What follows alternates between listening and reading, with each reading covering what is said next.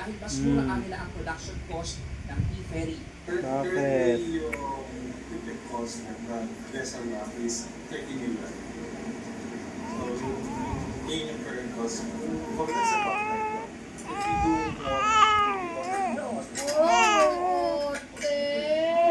Isa ang e-ferry sa labing isang piso Sino nag-away?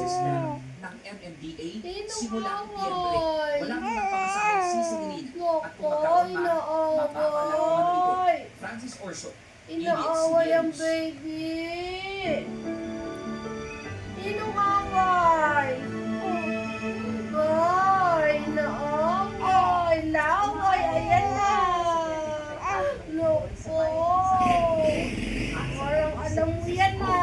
Sabi niya naka-video ako eh. Pagkain at malinis na tubig sa lugar para umalalay sa mga kapamilyang nalibol na makagipo ng mainit na pagkain. Alam mo ba yan?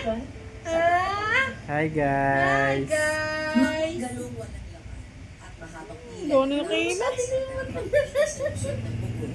Dahil sa kulangan sa sakay ng isang isang lugar, Vlogger ka ba?